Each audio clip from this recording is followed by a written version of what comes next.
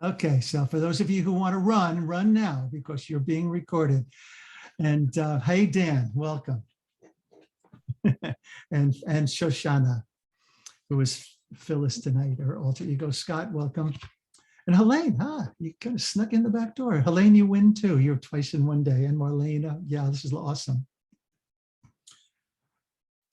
So again, these words are from Psalm 27 that if ulai, if there's one thing that you did from the beginning of Elul through the end of Sukkot every morning, and certainly from the beginning of Elul until Rosh Hashanah, look at this psalm, because the last part of it as well is very, very deep and very meaningful, which starts with the word lulei.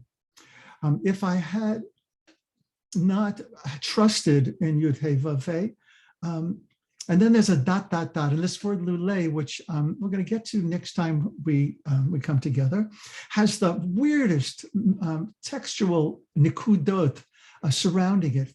Lulei, which by the way is an acronym of Elul.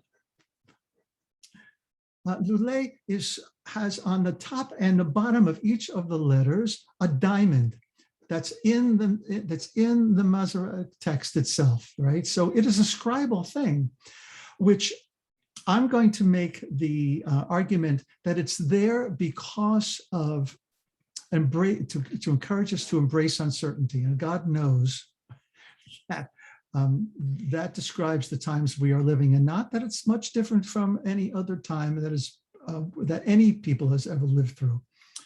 But certainly our people, the Jewish people, and whoever the psalmist was who wrote those words, was thinking, like, if not for the fact that I trusted, I gave emunah, my faith to Yud Hey Vav Hey, then ...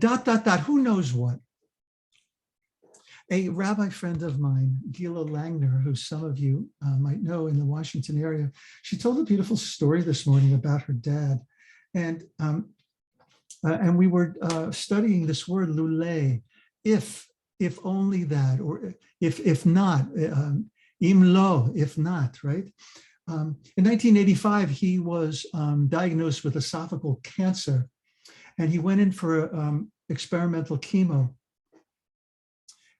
That was followed by surgery. And when he came out of the surgery, the doctor said to him, I don't know what happened, but you had no cancer. And the first words out of his mouth were, Lulei hamanti et Adonai. If I had not trusted, if I had not had faith in Yud Hey Vav Hey, perhaps this would not have happened. And so we know that the strength of faith can be a very powerful medicine for us, in the same way that joy can be very powerful medicine. So we're going to go back now. I created a study sheet that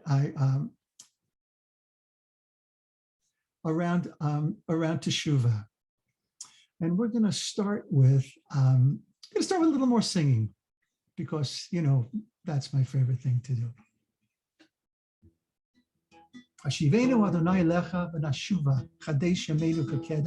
Where do you recognize these words from, besides it being the last line from the book of Echa, the book of Lamentations? Where in our liturgy does it appear?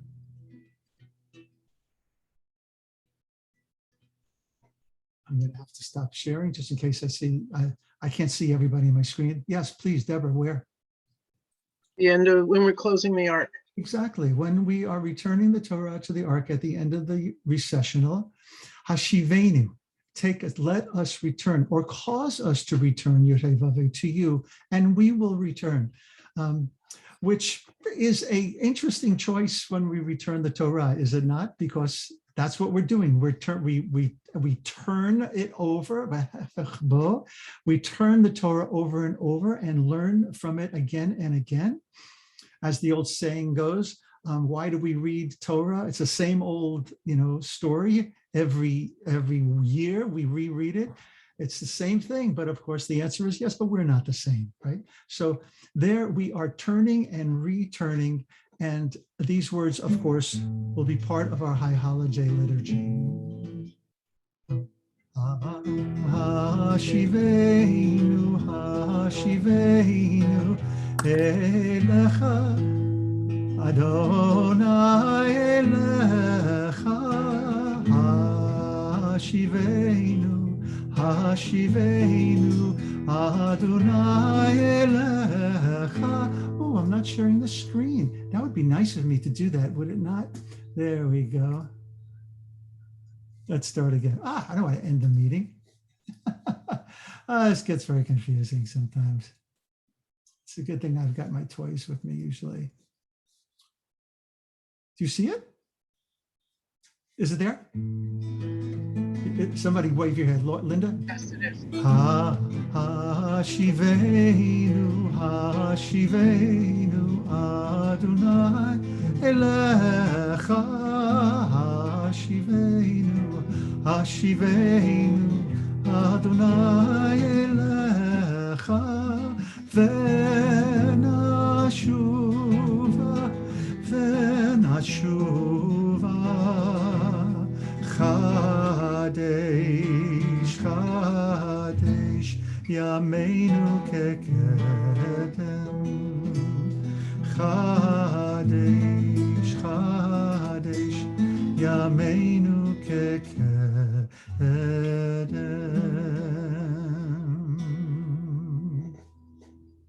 Take us back, Yud-Heh-Vav-Heh, to yourself. Return us to you. Take us back is a call to return. And so my question for us all is, return to what? Return to what? We're asked to do Teshuvah during this time period, then especially most powerfully during the days between Rosh Hashanah and Yom Kippur. What are we returning to? Anybody? It's not a rhetorical question. Chaya. So I've been listening to Rami Shapiro, and he had an interesting take on addiction.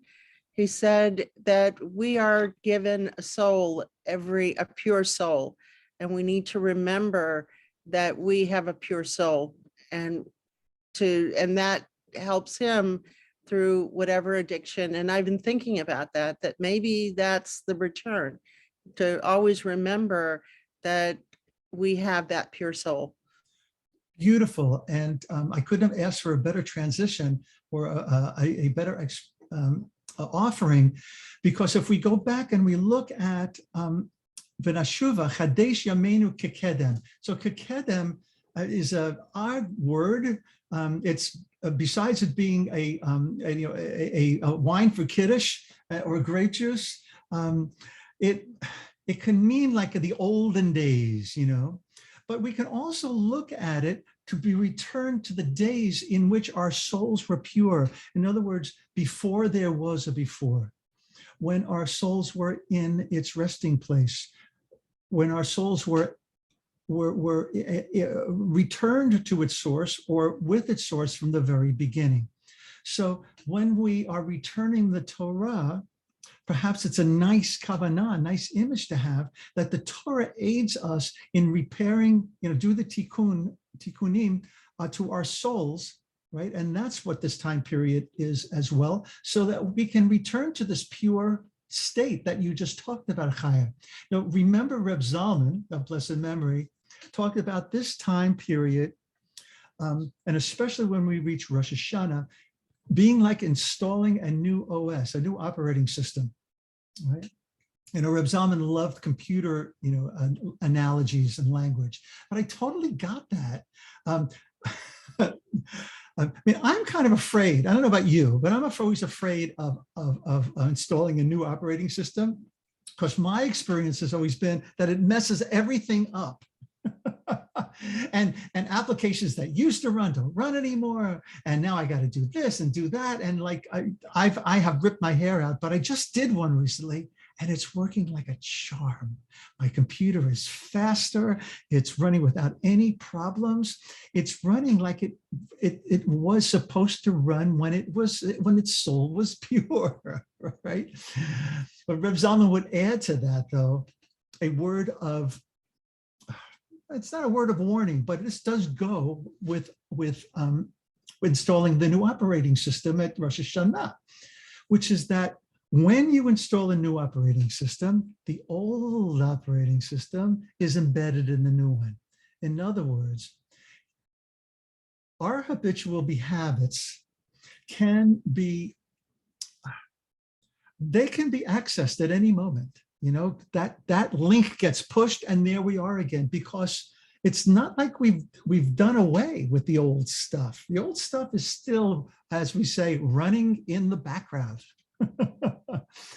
But it is waiting for us to do the repair in just being in the present moment, to be able to do that as much as possible, to recognize when things come up,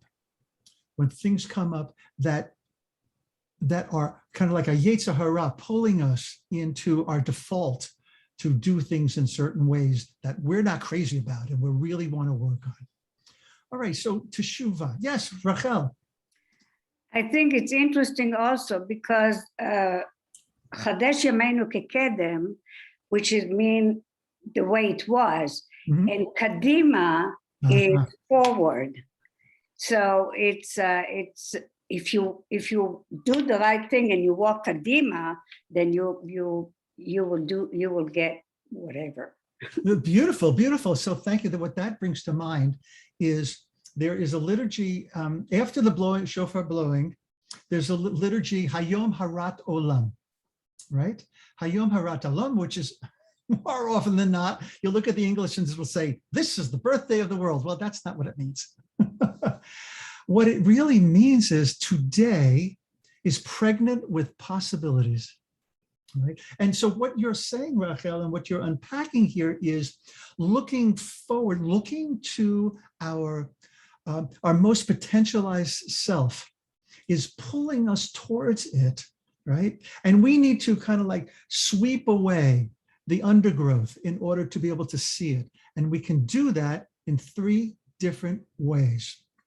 Haha, thank you. I just gave myself a good transition. Here we go.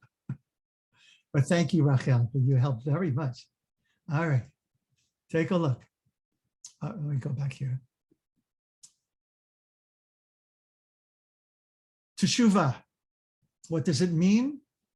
It means to return, but it could also mean an answer. So I had to write a teshuvah, right? A senior teshuvah in order to receive my smicha, my ordination. So a teshuvah is an answer to a question, right? Now, I think that's really interesting because who's asking?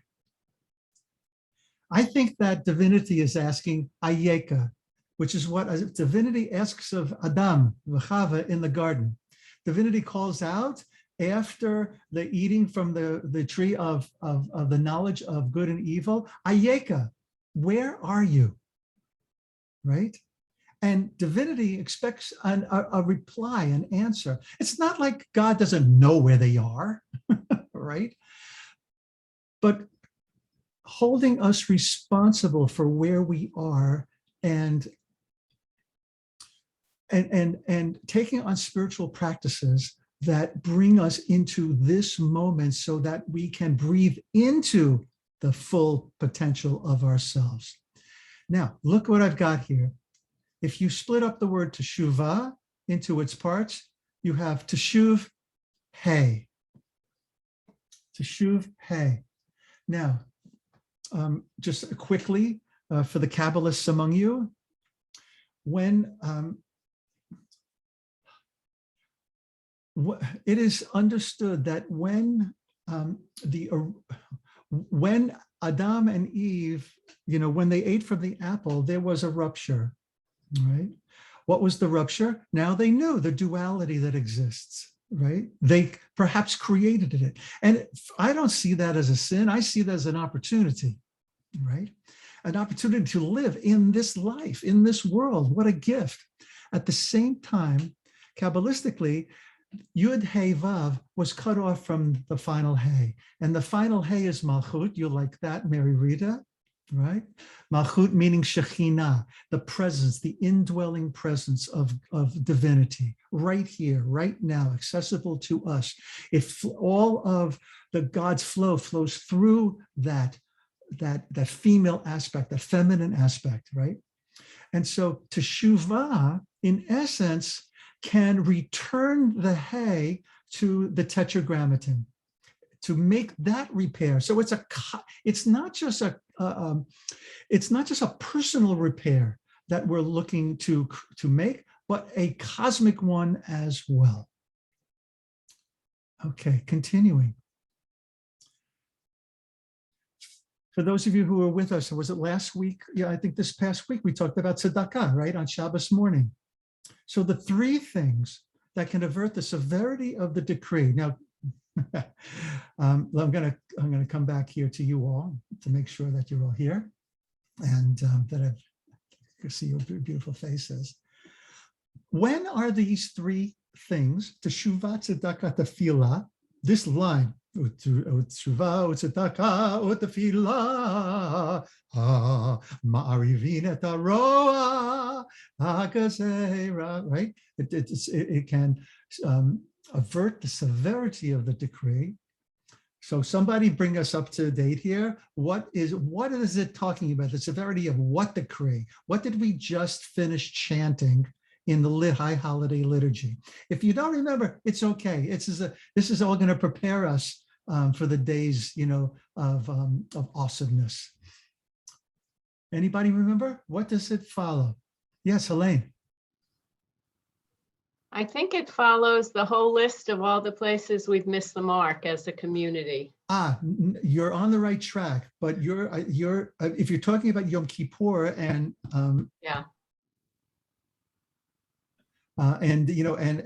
beating our chests, that's not it.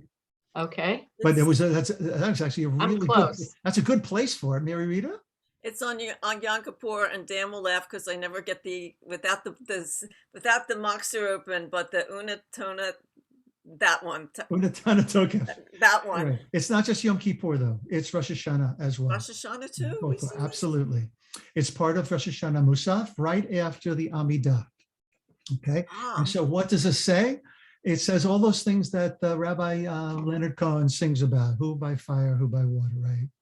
And who shall I say is calling? Right? So you have this whole litany, and that's a whole other conversation that I'm going to go into a little bit during Rosh Hashanah for those of you who join me, online, while I'm up in Westchester County, about confronting that paragraph. It's a very difficult paragraph, depending upon one's theology and how one understands, the divinity. And also how one understands the whole concept of the quote unquote Sefer HaChaim, the book of life, right? So we go through that whole litany that Mary Rita, you all know what we're talking about, right? Okay, please raise your hand if you need me to stop at any time. Say, could you please explain, right? Because know that if you have the question, somebody else has it too, okay? All righty. So Teshuvah, this idea of returning, this idea of, and we're going to go into in the next 2 weeks too, the ways in which we do Teshuvah, tzedakah, which we talked about last Shabbat, right? Giving of ourselves. It's a very outward focused, other conscious kind of act. And tefillah. What's tefillah? Prayer. Prayer, right? Tefillah is prayer. Can avert the severity of the decree. And what's going on here is these are three pillars that at the same time, they play on ourselves. They also have an ability to have a cosmic repair, right? And so with that, just dig this, that we can actually go into the book and rearrange the letters and upset the karma or redo the karma that we have based upon what went before and what's going to be. You follow what I just said? That's my understanding of how these three things can avert the severity. It doesn't say these things are not going to happen to us, but they're not going to happen to us in a way that will cause great damage. Okay. So underscoring why Teshuvah, doing Teshuvah and working on ourselves during this time is so important. Don't wait till Rosh Hashanah, right? The fact that you're here tonight is a tremendous testament to, or testimonial to you all that you want to do the work. Okay, back to my screen share. What is the difference between a tzaddik and a Baal it's spelled wrong in English, Baal Teshuvah? So, what is the difference between a tzaddik and a Baal Teshuvah? And if anybody wants to give a shot of just explaining what either one of those things are, I would appreciate that. Thank you, Shoshana. Oh, you changed names back. I did. Well, that's good, changing of names, because that's going to come up too. Right. My alter ego. I'm just taking a guess, but my understanding would be a tzaddik is obviously righteous. Tzedek, righteousness, and maybe always was, or what is it? The 33 tzaddik, the 33 special. 36, Lamed Vavnik. Lamed Vavniks, yeah. But maybe that's a little different. But anyway, but whereas a Baal Teshuvah to me has a connotation in my head of someone who has returned to the faith. And so people who've become Orthodox perhaps in their later years or something would be Baal Teshuvah. Okay, great. So Baal Teshuvah is a person who has returned to the fold, right? A person who has been Jewish his or her whole entire lifetime, went astray in some manner, and has necessarily caused damage to his or her soul. The tzaddik is almost a perfect human being. Now, I'm not talking about I'm talking about in observance of the mitzvot. Now, so here's a question for you. By the way, when you're referring, Shoshana, to the Lamed Vavniks, I think I've mentioned this before. There's an understanding that the world stands on the shoulders of every generation stands on the shoulders of 36 people who are the foundation on whose shoulders the world would not exist and our generation would go kaput, right? So these are the righteous people, right? Reb Zalman loved to say,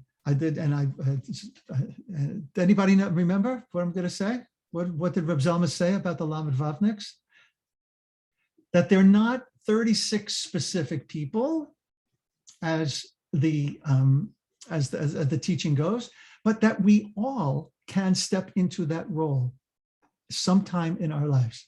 And I just love that, because that gives us an opportunity to be that impactful on those around us, that they would look to us and fulfilling that role. I mean, it's amazing.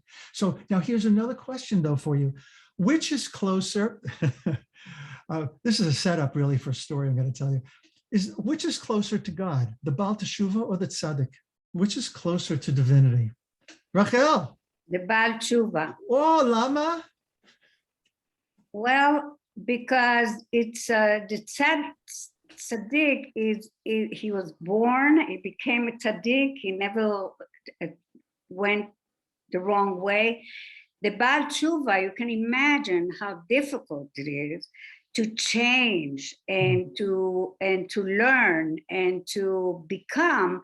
In fact, I think that my dad used to say that Baal Teshuvah is much, much more in God's eyes is more worthy than tzaddik.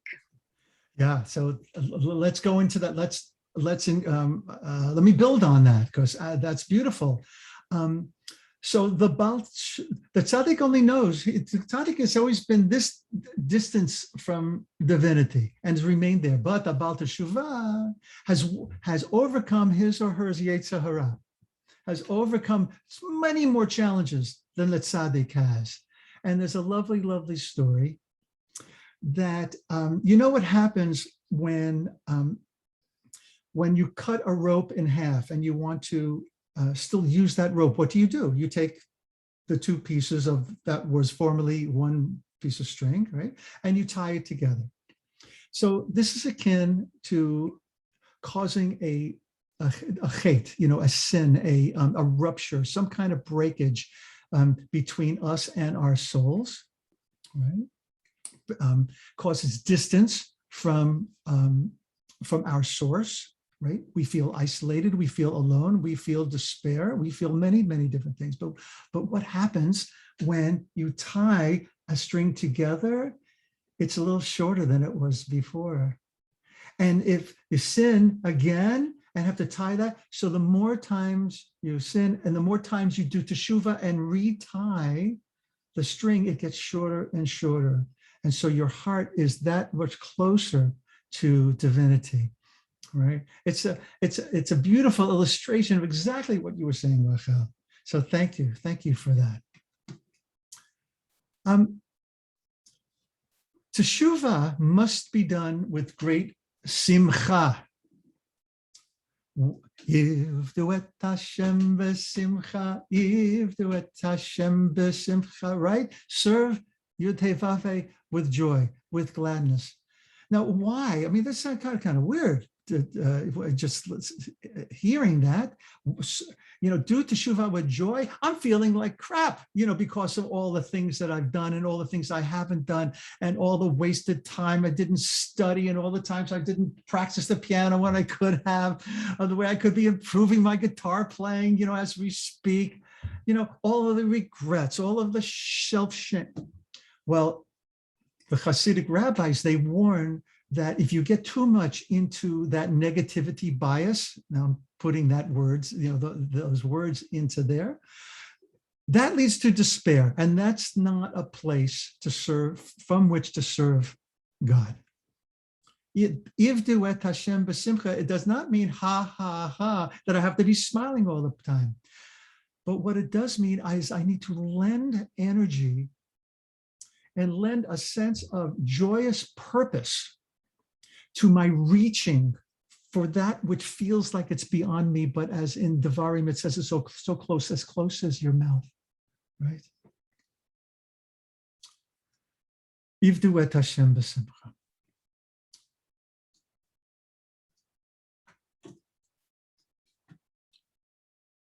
Though often translated as repentance, the Hebrew term teshuvah is a derivation of the Hebrew root for returning. Teshuvah affords humans a process through which they are able to renounce and repair the improper actions that have led them astray, returning to God and to their own true selves by following the path that God has set down. Okay, this can also be very challenging to one's theology, but bear with me here. So Maimonides, in his, I don't know why that little dot is in there, the Rambam, in his Mishnah Torah, Laws of Teshuvah, now documenting the practice of changing one's name. Are you with us, Shoshana? Of changing one's name after undergoing the process of Teshuvah to demonstrate that I am someone else, not the person who committed the wrongful act. This, right, Shoshana, now that's not why you're taking on your Hebrew name for sure, but this is why sometimes people do change their names, have a Hebrew name and then maybe change the Hebrew name, or maybe if they never had a Hebrew name, they feel like a different person. For those of you who like me went through the Daven and Leadership Training Institute with Rabbi Marsha Prager and Rabbi Sean Zevitt, that experience for many people kind of like they were destroyed and born again, right? In those moments where we have those aha moments and how could I have missed that? I never even knew that about myself, that I was capable of this. I feel brand new. And that is the power of changing one's name after doing full teshuvah. I'm going to call upon, yes, Dan. I'm troubled by that, and probably because I don't understand it. That sounds like disowning the sin. Like saying, well, no, that wasn't me. I'm not the same person. It just doesn't, as opposed to saying, yes, that was me, I did that. I mean, there's an owning up to it and or owning it. It's part of the process. Remember that this is in chapter 2 of the laws of Teshuvah. In chapter 1, which maybe we'll get a little bit to next week, you have to do all of those things. You can't just say, oh, I'm changing my name and I'm not responsible. You have to take full responsibility for your actions. And oftentimes that's in the form of an apology. Right? So that's also part of doing Teshuvah. Now, get that, you're apologizing to somebody else. What does that do for you? I'm sure there's not a person among us who's not carrying some kind of shame, some kind of regret for not having apologized to someone at some point in our lives. And it just gets carried on, as bad karma. That to me is the understanding of hate, of sin. We try our best, but all of us are going to err, right? But then the soul kind of gets so schmutzy. It gets cloudy. It can't, it undergoes kind of like a dirty windshield. When we drive through an area where the mud gets whipped up on our windshield, then we have to use our wipers, to be able to see. And so the process of Teshuvah makes us seen in the eyes of divinity, right?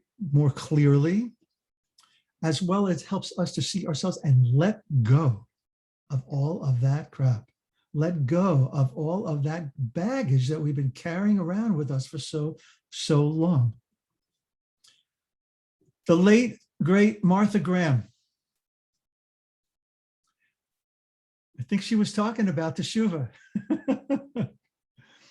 There is a vitality, a life force, an energy, a quickening that is translated through you into action. And because there is only one of you in all of time, this expression is unique.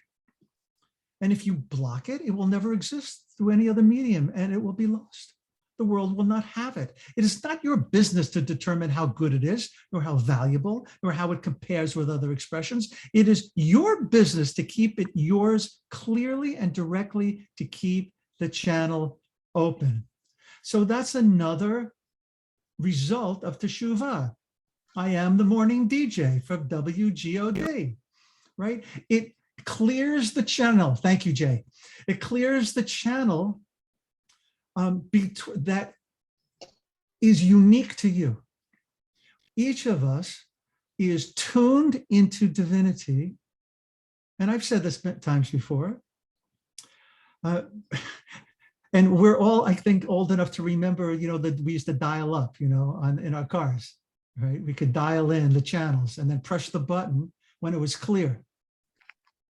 That's what we're doing through Teshuvah. We're recalibrating, we're redialing in so that we're aware of where we've gone wrong and recalibrating us so that we are as clear as channel to keep it clearly and directed to keep the channel open, as Martha Graham speaks about there.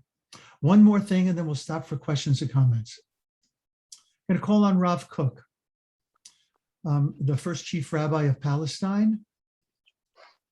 And this actually is a quote of his that I used at my smicha ceremony when I got ordination.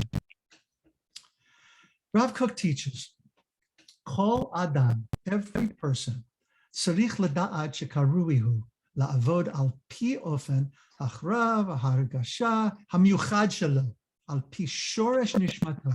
Every person needs to know that he or she is being called to la'avod, right, to serve in a way that is compatible with his or her unique aspirations and feelings. Al pi shoresh nishmato. There's nishma shalo, right? According to the root of his or her soul. Let's repeat that, because I can't say in too many times, and I can't call on too many other teachers who have said the same things here, Martha Grant and now Rav Kook, about the uniqueness of our souls and how only we are tuned in the way that we are tuned into that channel, and how only we are being called to fulfill, to potentialize ourselves in the way that we are meant to be. Kol Adam, every person tzarich lada'at, needs to know this, that we're being called shekaruihu la'avod, to serve, right, in a way compatible with your unique aspirations and feelings, which are aligned, they're true, al pishoresh nishmato, true to the core of your soul. So that soul, that Chaya, Reb Chaya, that you were talking about before, right? Elohai neshama shenatata b'tohorahi, the pureness of that soul, also embedded in there is your uniqueness. Right? It's not just a soul that's waiting to come into a new embodiment, a new lifetime. That soul has gone through incarnations, multiple gilgulim, multiple turning overs, right? And perhaps what that soul is carrying with it, a little shmutz from past lifetimes. You know, Rabbi Tirza Firestone is teaching a lot about inherited trauma, right?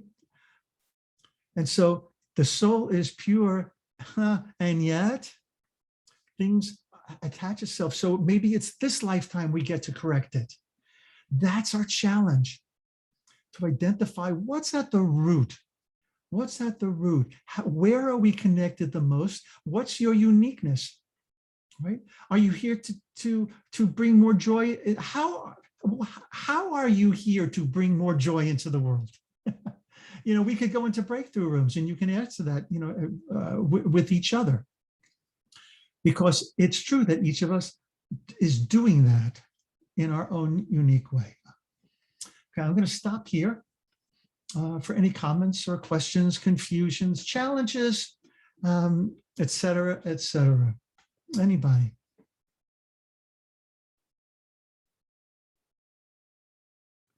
What what resonates? Okay, Deborah, and then Mary Rita.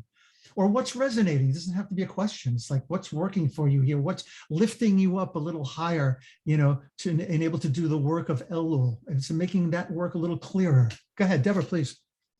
One of the things that I learned, I think last year, but I don't remember where it came from, is that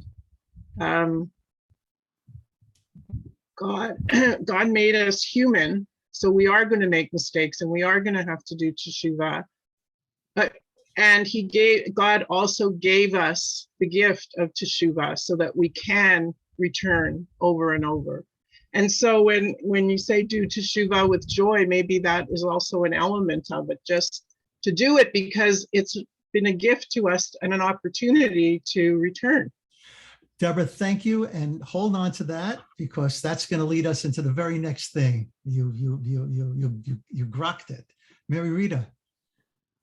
It's just what touched me, and it was especially the last two quotes, like from Martha Graham and from Rav Kook, especially that sense. I mean, I know this, but like it's like this is what I need to hear tonight. That it's like the uniqueness of my soul. You know, so often I'm saying the soulness and the soulness that's around me, but that there is this uniqueness that is like so core, that is me. It just was a gift. That's beautiful. Thank you for sharing that. I have a question for you and anybody else based upon what you just said, Mary Rita. What does that do for you when that affirmation is heard?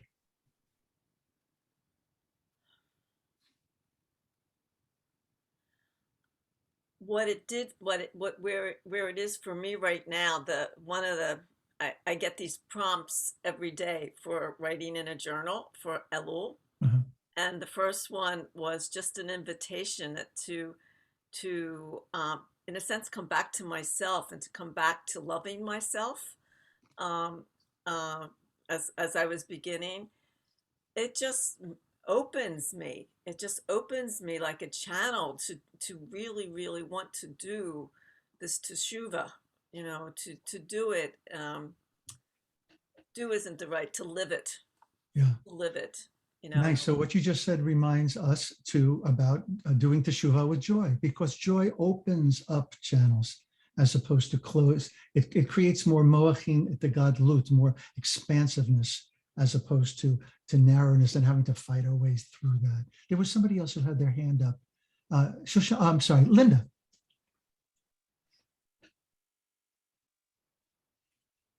I went to a class where the rabbi suggested that instead of everybody rushing during this time period to make amends, I didn't know what the words were to the bedtime Shema. So being a newbie, as it were, I just thought you said the Shema at night before you went to sleep, not knowing that there was more to it. And I actually sat and transcribed about the pardoning and forgiving aspect, that the class is more about forgiveness than teshuvah. But I was really taken with all the parameters that were thrown in there. She suggested instead of doing it now, we should be doing it every day and not letting it pile up, as it were. Absolutely. And it is in our liturgy, especially the Shema b'mitah, that no one be hurt because of me, and that for anyone who I have hurt. So it is all there. It's very good advice. And the rabbis have left us with that inheritance to be able to do it every day. But most of us, the shmutz piles up. Shoshana. Yeah. The way you expressed it, Mary Rita, with this the focus on uniqueness. I love that. Or would it start with Mark? I think it started with Mark and then acknowledged by Mary Rita. But I think to me, what I get from that is actually a sense of achrayut, a sense of responsibility to leverage, to take advantage of everything. Oh, here comes Moshe. To a responsibility to give back to, because there is a uniqueness of me, of each of us, and what joy we can add to the world by virtue of who we each are. I think we kind of like the Kennedy mantra, to whom much is given, much is demanded, or something. The sense of giving back. Also, the sense of tshuva I'm getting from this whole conversation is not just necessarily for a given act of something I have done to wrong someone, but rather just a more general returning to this uniqueness of my soul. Amen. Amen.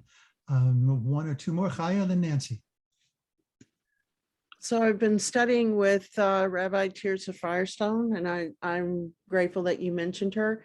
But one of the things that she said in one of her teachings is that each one of us is a soul that comes here to do tikkun in some way, that we're here for a purpose. And so, you might look at that we are in a grouping of souls that have come here for healing, or for leadership, or to do something about civil rights or the environment. But each one of us is here in groupings of souls to make the world a better place. Thank you. Thank you. Nancy, and then we'll move on. And Elliot, welcome. And Moshe, welcome too.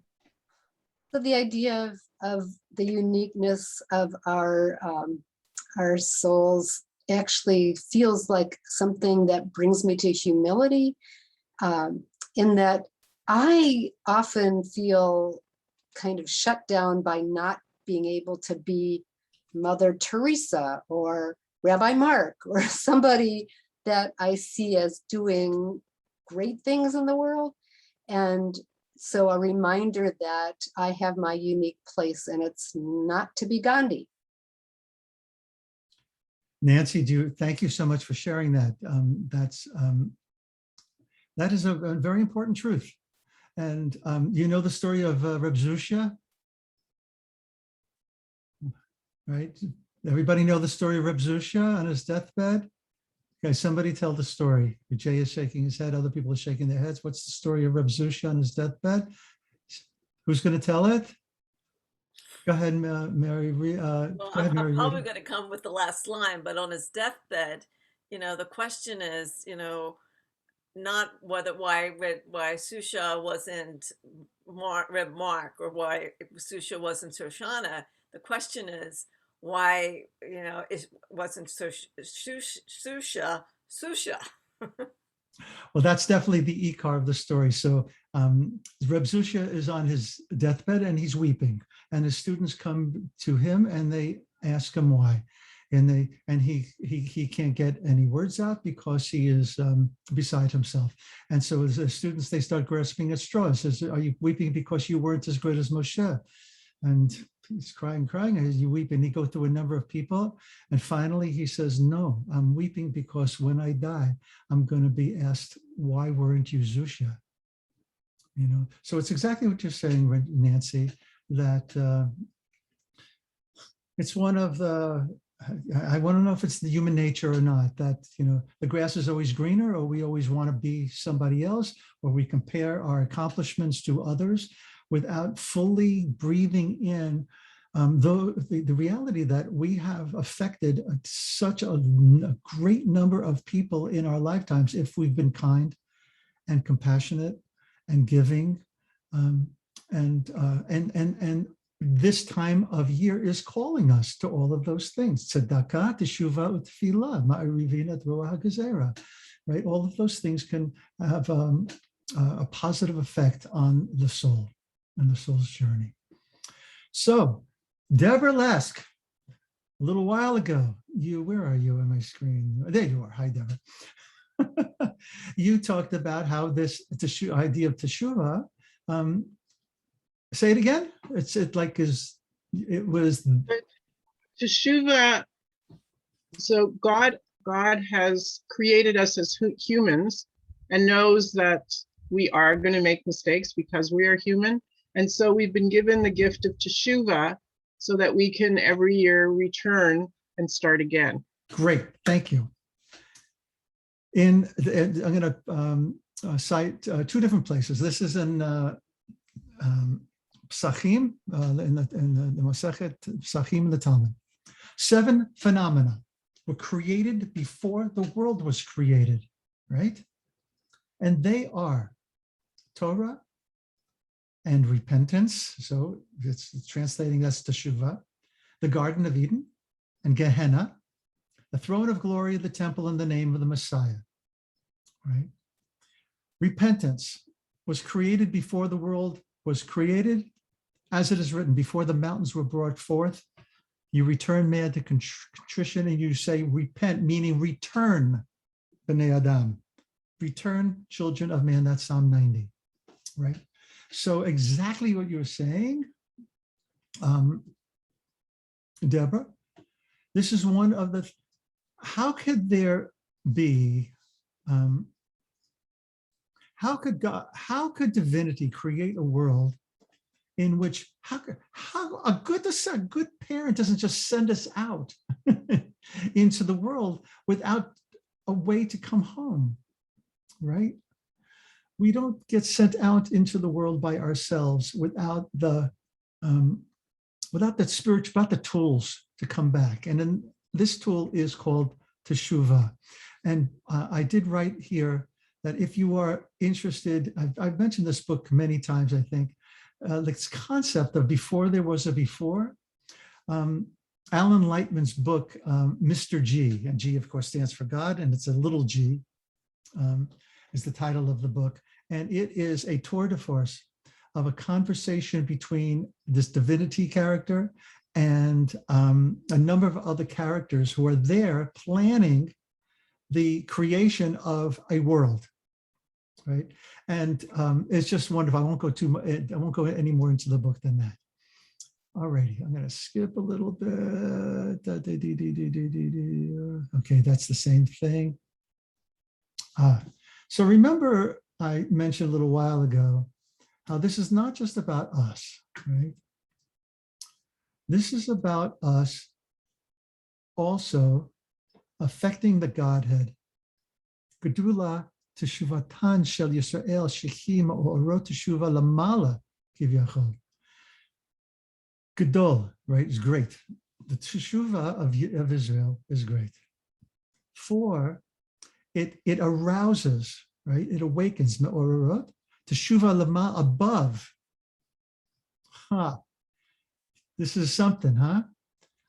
So, as like all awakening from below, which awakens awakening from above.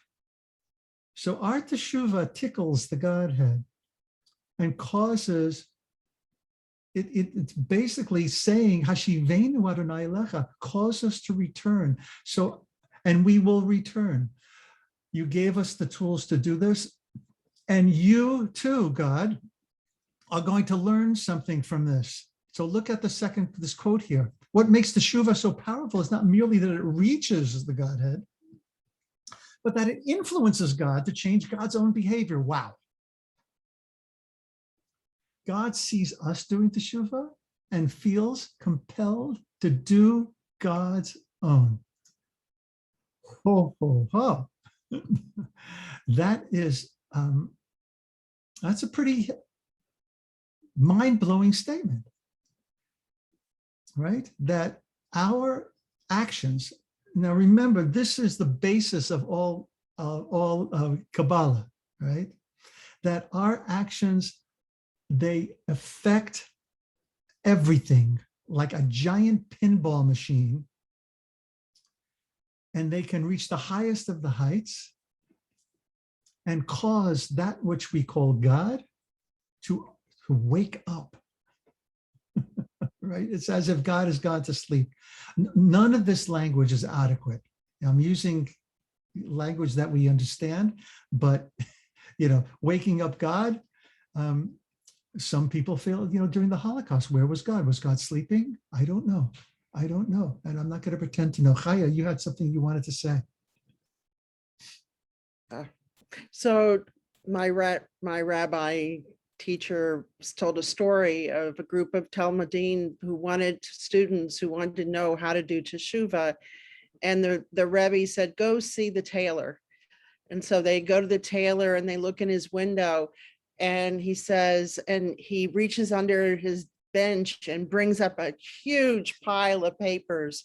And he said, God, this is all your sins. If you would forgive me for my sins, I'll forgive you for all of these sins. Yeah, it's a beautiful, beautiful story. Thank you for sharing that. Right. And there's another story that goes, God, I know that I had a rough year here. I didn't always treat my wife the way that she needed to be treated. This is also the innkeeper, right? In the way that I should have. My children are still, walking around without shoes. And I didn't study as much Torah as I would like to. And I'm sorry about that. But listen, you didn't have such a good year either. There were floods, there were heat waves, and there was a lack of food. So, let's call it even. There's a story called The Balanced Ledger. Right? So one thing that I will do on Yom Kippur is that there's a beautiful teaching that, with all of the beating of our heart, we also need to massage our hearts as well. And I'm going to come back to the whole idea of negativity bias. We don't, we as human beings, it's been shown that we lean into the things that go bad, the things that go wrong, the things that we're not, right? And until we believe that things are just going to be a mess forever. And I'm going to be a mess forever, and I'm never going to be, and I'm not going to be, and I wasn't meant to be, right? So, which is why we need to have a litany of things that we accomplished, things that we did right in this past year. And so we'll also be doing that as well. Many of you, I'm sure, are familiar with what I'm talking about. Instead of hitting the heart, which is basically a little knock on the heart to remind it of, these are the ways in which I've erred, but it's kind of like the balanced ledger. between us and divinity. You didn't have such a good year also, but so notice the things that I've also done well, right? Don't just kick me in the butt, for the things that I haven't done well. I want to offer one more, and I'm going to give you a little bit of homework that we can begin right now. Actually, let's do that first. Everybody have a piece of paper in front of you?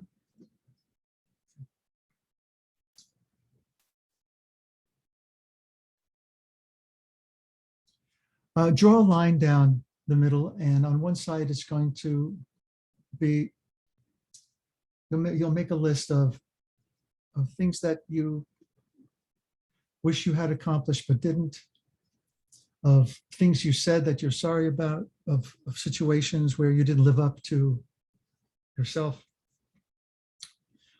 Perhaps these are ongoing, habitual behaviors. These are things for which you would give yourself a little, zets on the heart for. And on the other side are the things that are true to your unique self, that really resonate, that, yeah, I did that. Yeah, I overcame that. I faced that. It's not even have to be overcoming a certain challenge, but just facing it. And God knows that we've certainly had the time to look at ourselves in the proverbial mirror over the past 18, 19 months. So let's take a few minutes to do that. And while you're working on that, I'll just stand. I've never actually heard that we should, in addition to looking at all the things that we might have done wrong, that we need to atone for, but also to look at what you just said, things that we should be proud of and things that we overcame, and things that we did well, and that we did tzedakah for this, we did tefillah for that. Is there somewhere in the liturgy that's actually part of? I mean, it's wonderful, but I've never really thought about it that way for the high holidays. Dan, shoot me an email and I'll make sure to include that next week. Okay. That bad, huh?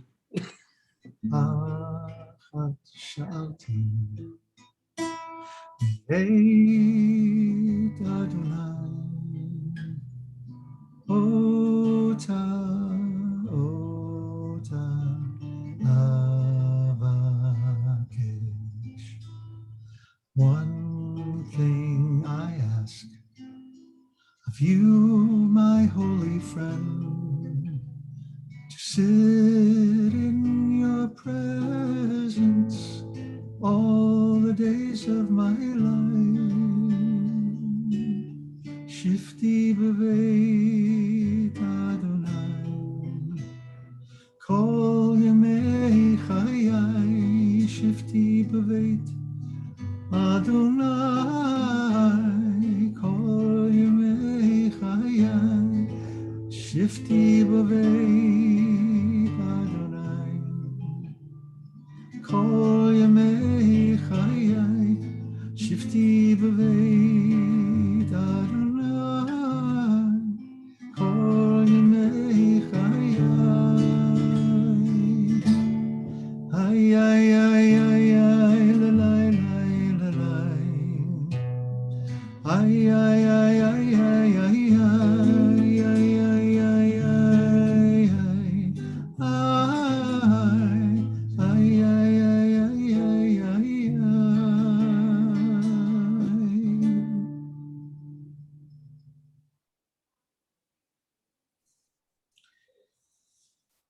So what you're working on is the beginning of your Yom Kippur Vidui, of your confessional. And whether you're going in person or whether you are going to be someplace online, I want to encourage you to have this near you as it grows, maybe put it on your index card, so that when you reach the part of, the prayers, the viduyim for Yom Kippur, you pull this out, and along with the traditional confessional, that you give your own, right? That you give your own. That has become very, very personal.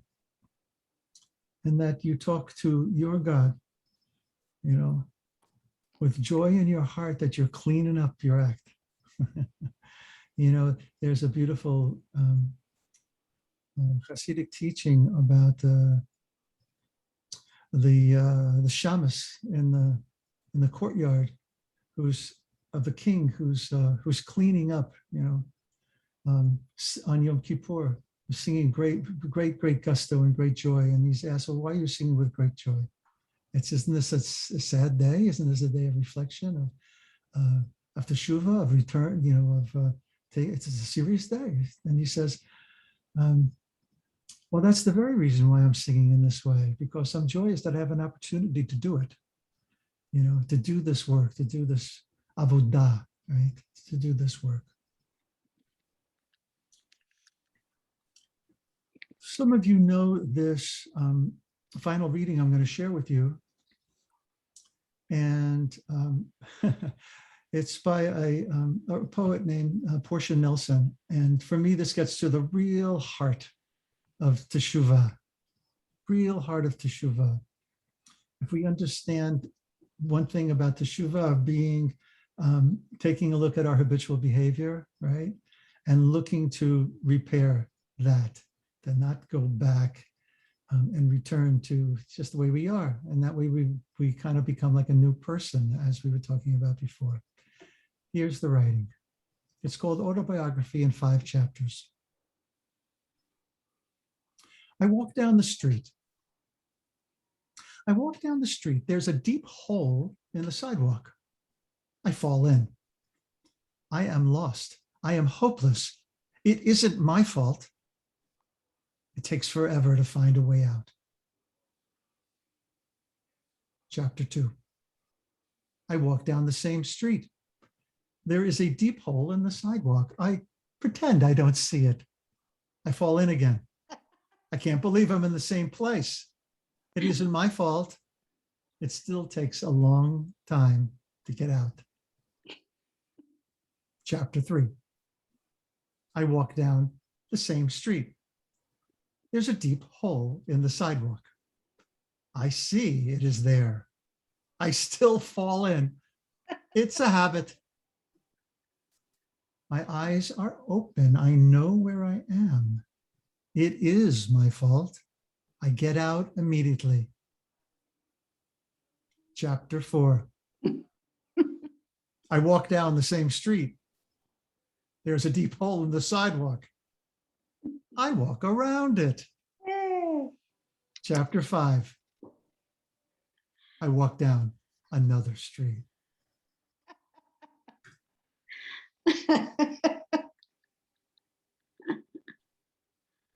My friends, that to me is like gets at the heart of our work, right? At the heart of Teshuvah. To walk down another street, right?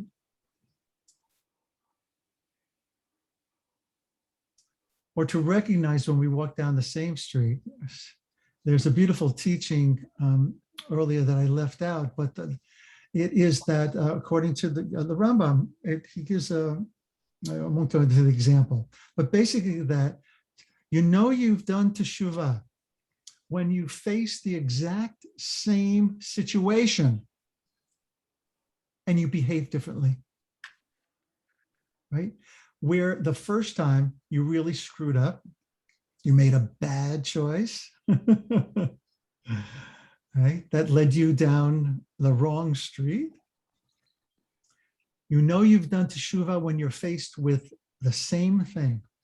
And you know what I mean by same thing. It doesn't have to be exact same thing, but it feels like, oh, I've been here before. It's deja vu all over again. And you make a different choice. All righty, my friends. I want to keep an eye on I'm coming in for a landing here. Anyone with any thoughts, they're resonating, that'll help create a chatima here for us. And oy vavoy, we never said a blessing for Torah study. So we're going to say it now, and it'll work in reverse. Baruch atah Adonai, Eloheinu melech haolam, asher kiddushanu b'mitzvotav v'tzivanu. Amen. Asok et divrei Torah. To soak up the words of Torah, to soak up learning that takes us a little closer to home. All right, anybody have anything that you'd like to, it could be a question, to carry into next session. Haf, you, if I remember correctly, you volunteered to read some of your 42 or how many steps along your journey. We will get, if you're here next week, we're going to get to that, my friend. All right, I'll start writing now. Okay. Oh, I thought you had done it. So that's another. Oh, I've written in my head. My head's got full of it. Yes. Okay, great. So now, for those of you who don't know what I'm talking about, a number of weeks ago on Shabbos morning and Parshat Maseh, in Parshat Maseh, it's a review of the 42 stopping places in the desert where the Israelites, where we stopped, we encamped, we hung out for a while, something happened there, and then we moved on, and then we ended up at a different place.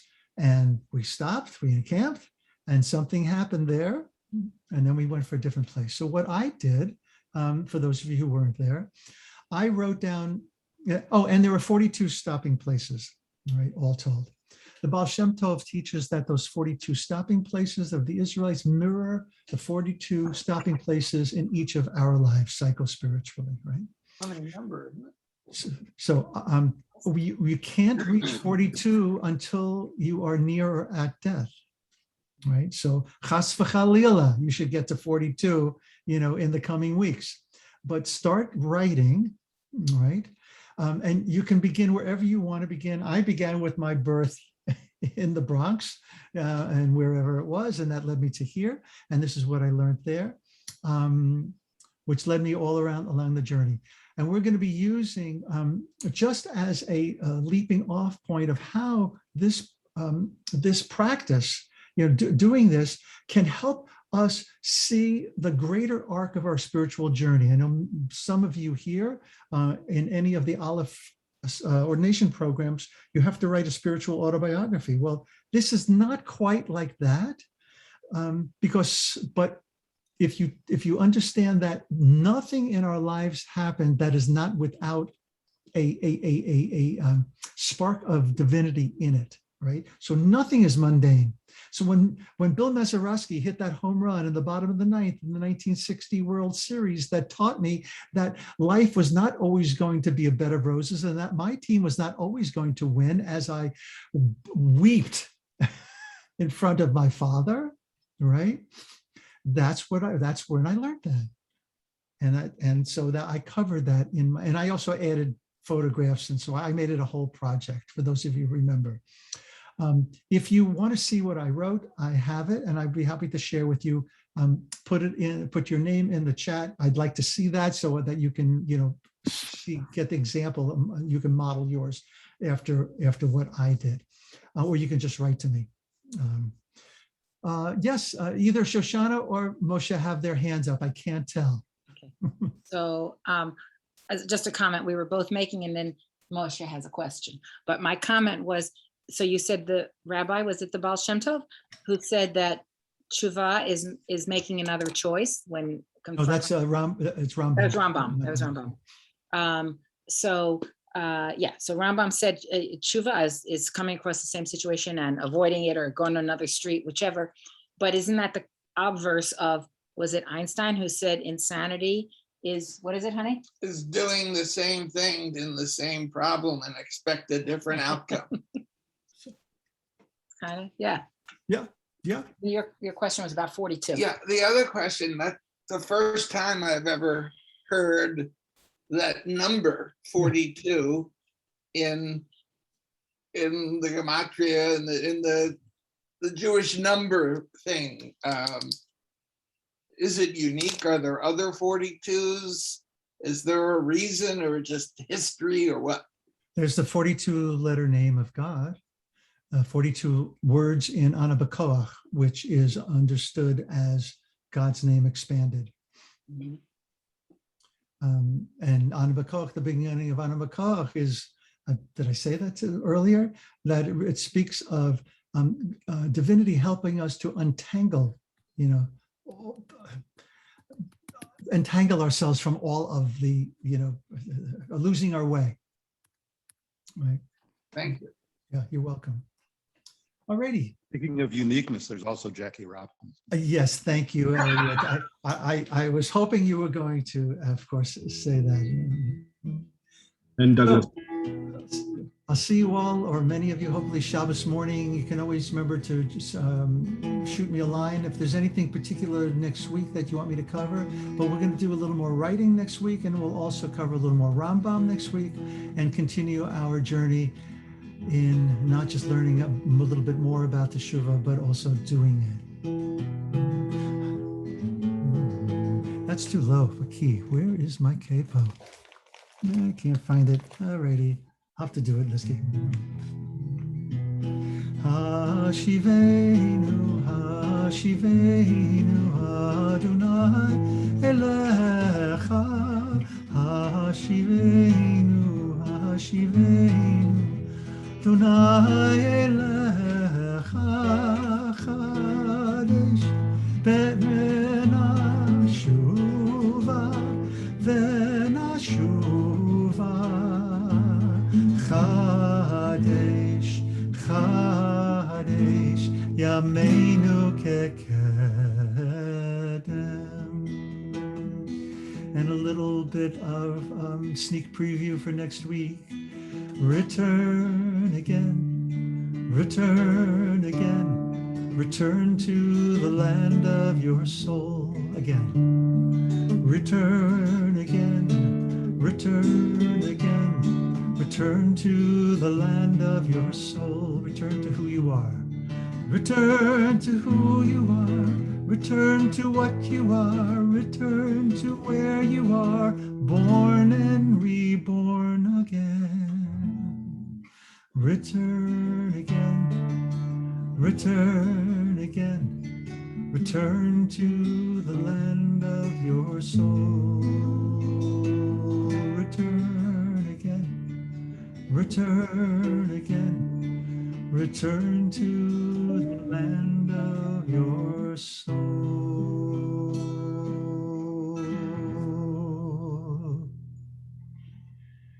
Thank you so much, everyone, for blessing this holy space, for blessing each other with your presence this evening. Never too early to say Shabbat Shalom. Shabbat Shalom. Shabbat Shalom. Shabbat Shalom. Shabbat Shalom. Tודה רבה. תודה רבה.